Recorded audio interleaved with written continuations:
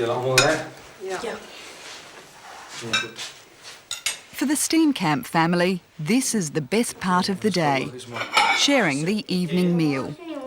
Hy is lus vir 'n pak vanaand, man. They're a close-knit clan devoted to three things: God, family and Afrikanerdom. Liewe, dankie vir die kos wat ons nou gaan eet. Dink asseblief aan die wat niks het om te eet nie en seën die in ons liggame. Amen. Dankie. Every day they count their blessings. But every day in the new South Africa, they can't help but wonder if their blessings are fewer and fewer. Well, every week there's a farmer killed, and the government don't want to admit it, but it's like a war going on, a silent war against the white farmers in South Africa.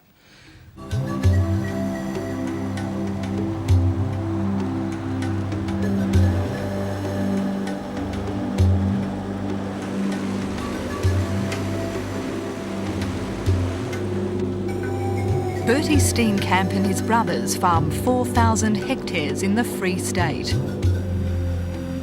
This is Afrikaner heartland.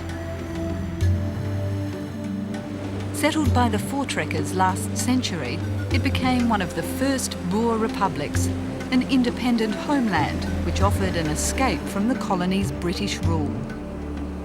Here, the Afrikaners ran their lives and their land as they saw fit.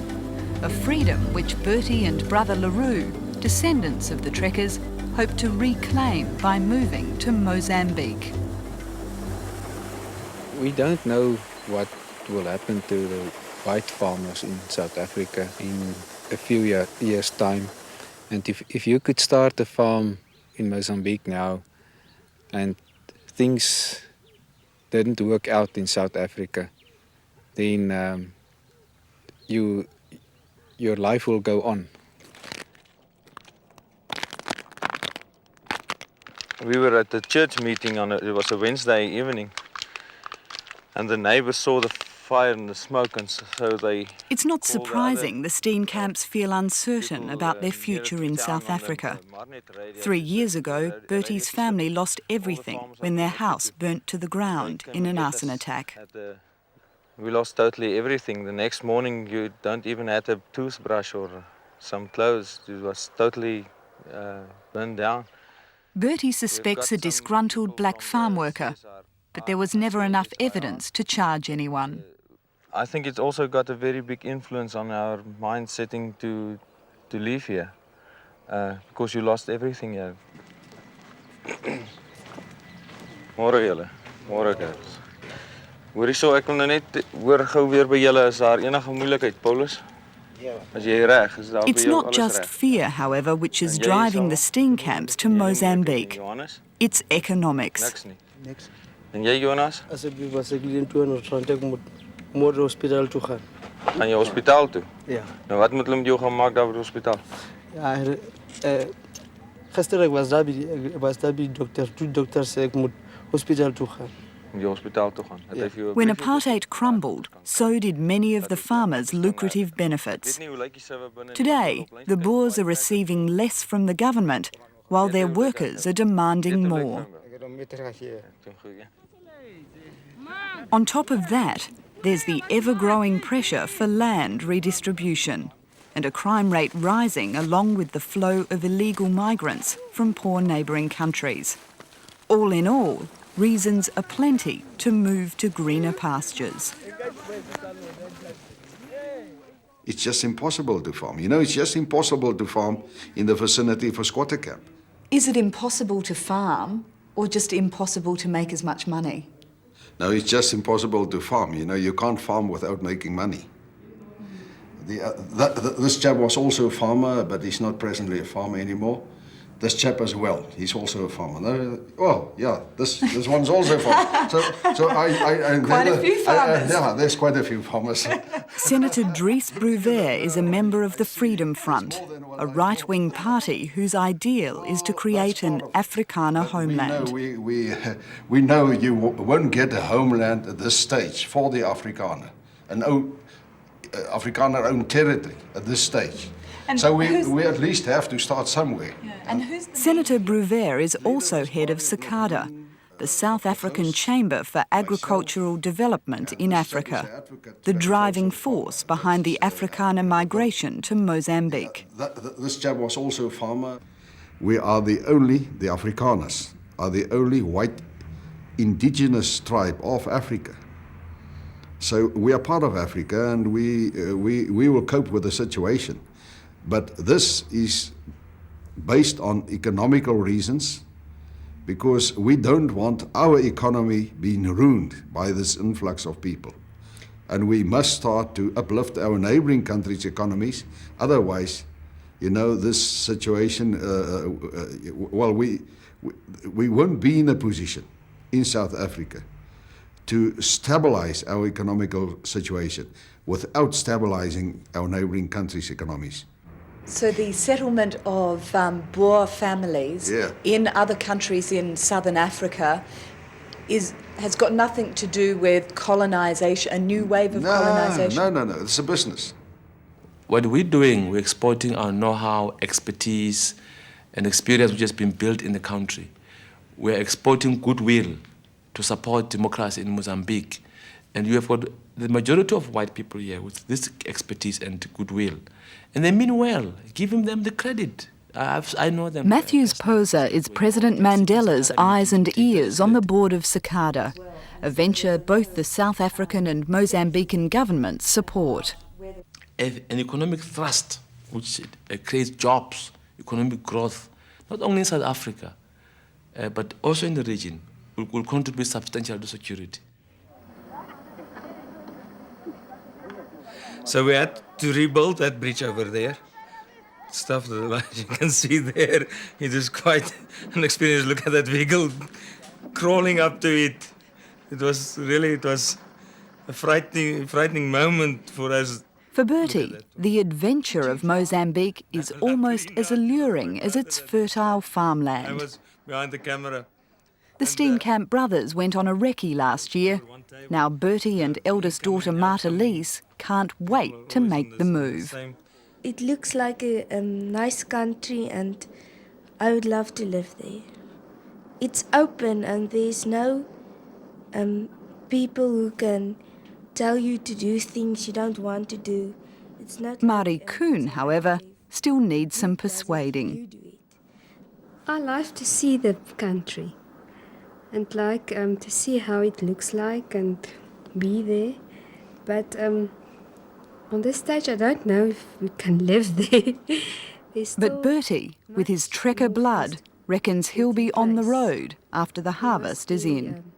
You had to experience that part of Mozambique to set your mind free, to let you start thinking and start dreaming dreams and so on.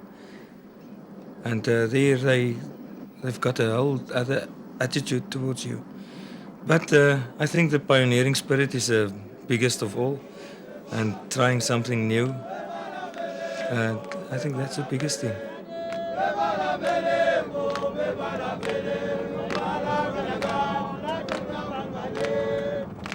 Mozambique is one of Africa's poorest countries, and Niassa, where the farmers are headed, its least developed province.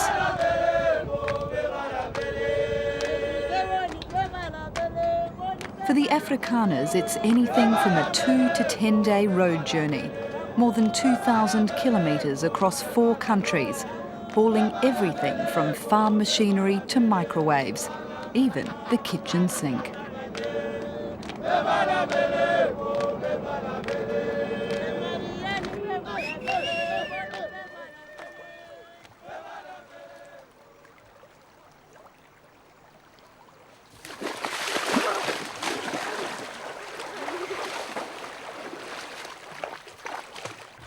For Bertie Steenkamp, this is the place of dreams, the wilds of Mozambique. For the Diego family, it's already home. About 2 years ago, I started fishing in Mozambique. I see the country and I said, that's a place where I want to live for the rest of my life.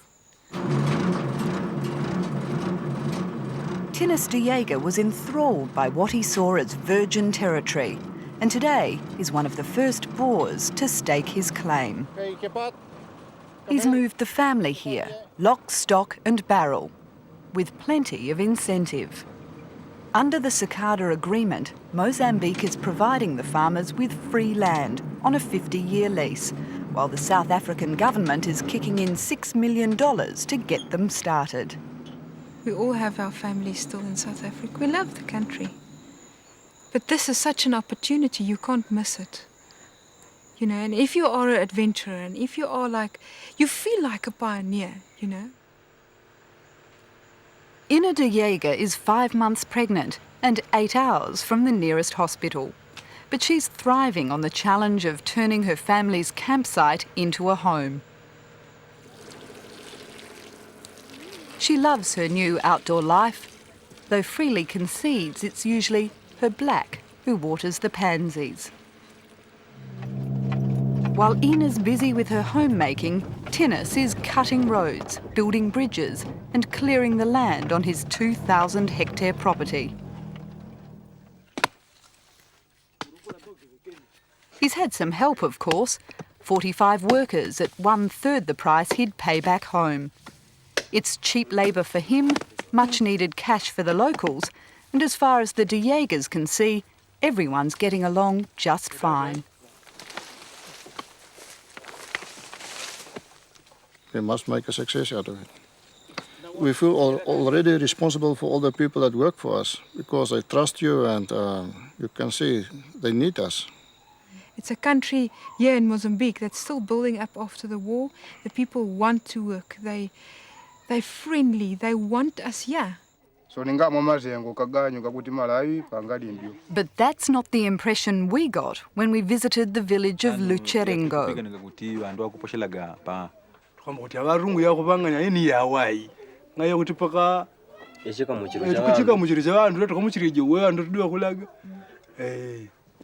Kapenda ngakuralaga kuti vanti adimileo shitu kezeri shitu arume indu yawo yo abanya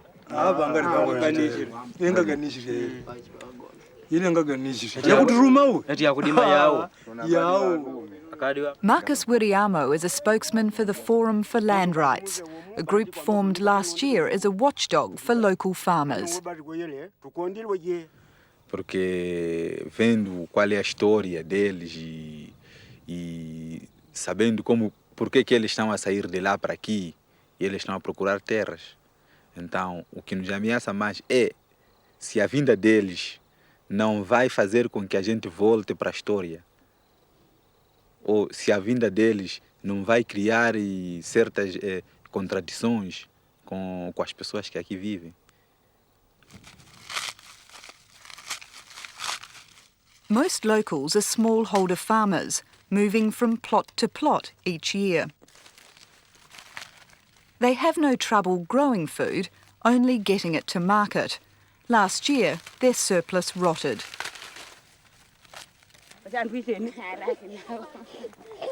The South African concept of virgin soil is strange to these people. They say even uncultivated areas are used for gathering firewood, thatch, fruit and medicines. Hence their fear that the Afrikaners will take over their best land.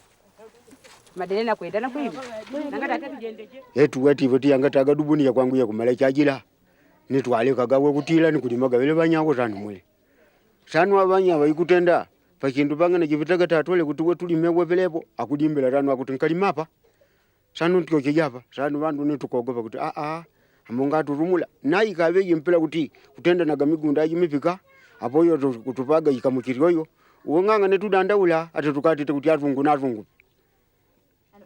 But Virgilio Sabuni, a Mozambican official involved in resettling the Boers, says there's no need to worry.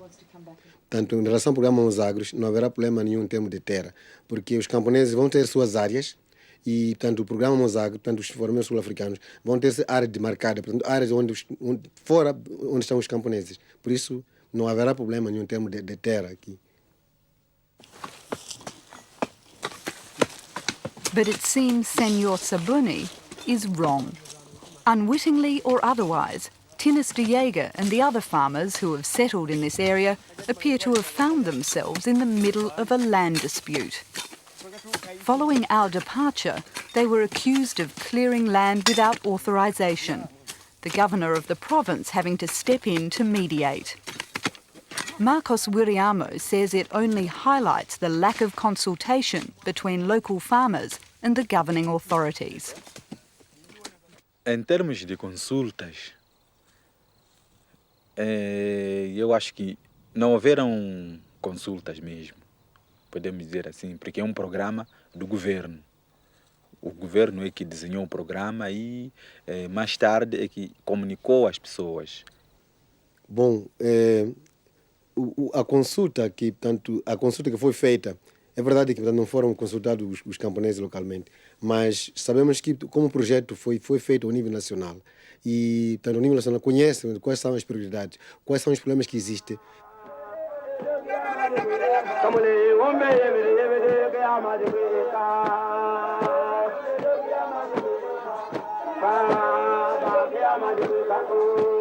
It's Sunday, the end of the week, and for the people of Niassa, the close of the harvest.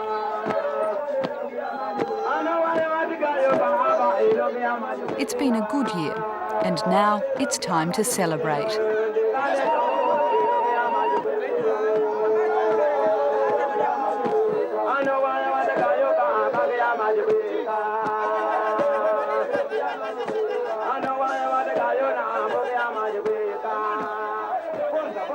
A few kilometres away, in an old state farm, a small group of Afrikaners come together for their weekly worship.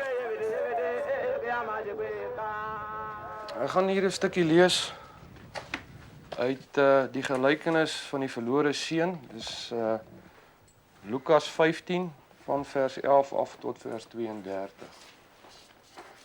Verder het Jesus gesê: The Boers too were celebrating, thanking God for his grace in helping them settle in a foreign land. They know that there'll be teething problems, but they believe that if, like the prodigal son, the sins of the past can be forgiven and the shadow of apartheid cast aside, black and white can, together, build a new Africa. Onze hemelse Vader, o Heer, baie dankie dat ons weer hier by mekaar kan wees. Dankie o Here.